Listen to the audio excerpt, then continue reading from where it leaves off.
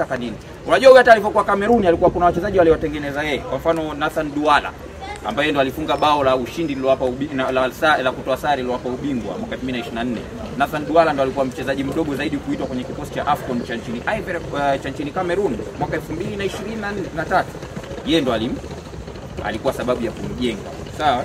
Kwa hiyo ni kocha ambaye ana uwezo wa kuwabadilisha wachezaji. Na ndio maana nikasema ukija kwenye transformational leadership, jinsi gani anaweza kuwamotivate wachezaji kuweka kipaumbele cha timu mbele kuliko kipaumbele cha mchezaji mmoja mmoja. Unaweka kwanza timu mbele. Unajua ile kuweka timu mbele manake unatakiwa kuwafundisha wachezaji kimbinu na kiakili waweze kuhakikisha kwamba kuna sehemu wanapaswa kufanya jukumu kama mchezaji kuscore, lakini kuna sehemu kama hawezi kuscore usiweke ubinafsi, weka.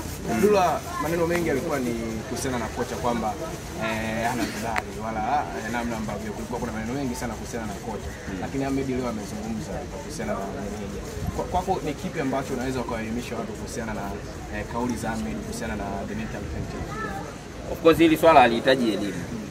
Huyu ana leseni A, UEFA A license ambayo inahesabika au haikizi vigezo vile vya kuweza kuwa kocha mkuu kwenye michuano ya kimataifa.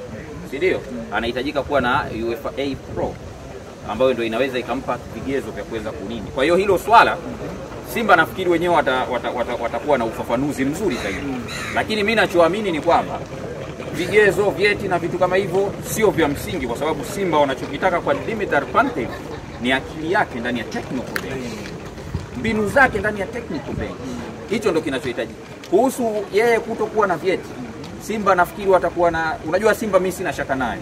Umeelewa? Simba watakuwa na namna nzuri sana ya kulifix hili jambo ndani ya muda mfupi na likamalizika bila shida yoyote.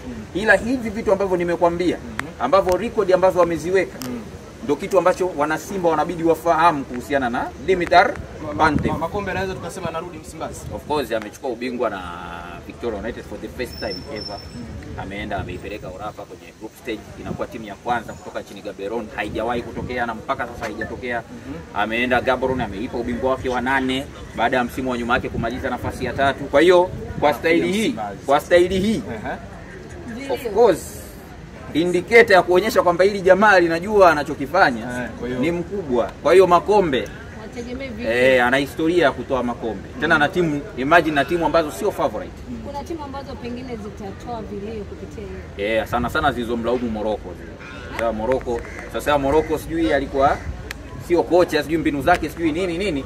Ni kwa sababu amekutana na Dimitar Pantev. Sasa hizo timu ambazo kuna timu tayari hazieleweki kama zina kocha au hazina. Zipo kuna timu zipo hazieleweki zina kocha au hazina. Umeelewa? Yaani kiuhalisia unaweza kuona wana kocha ila zinashinda au hazishindi timu hizo.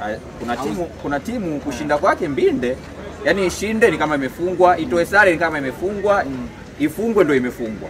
Kuna timu zipo. Kwa taarifa zako ni kweli hiyo timu ilitaka saini ya kocha huyo wa Simba? Of course. Akachomoa. Ni kweli. Ni kweli akachomoa. Yaani hizo ondoa shaka, yani hizo ni za kweli 100%.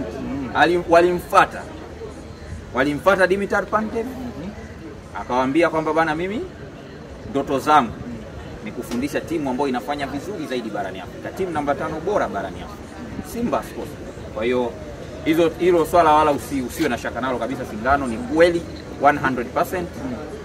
Hicho kitu kipo. Pantev ana muda mwingi sana kujiandaa kwenye hiki kipindi ambacho ligi tutegemee mazuri sana ligi ya kwanza. Tutegemee mpira mzuri, kwa sababu katika timu ambayo imefunga mabao mengi zaidi kutoka kwenye build up, yani pasi inatoka kwa beki mpaka kwa mshambuliaji anapachika tu mlangoni pia, ni Gaborone United msimu uliopita. Kafuatilie mechi zao, magoli wanaofunga zinapigwa pasi kuanzia chini mpaka goli linafungwa. Ndio mpira ambao wanafundisha.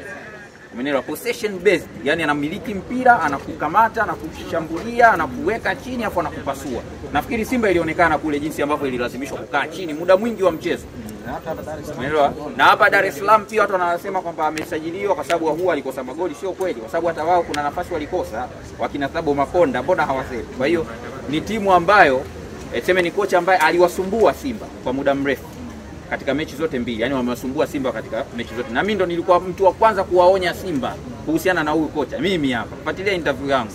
Niliwaambia Dimitar Pantev ni kocha ambaye ana uwezo kama Simba watamdharau, wana uwezo wa kuwaondosha kwenye michuano.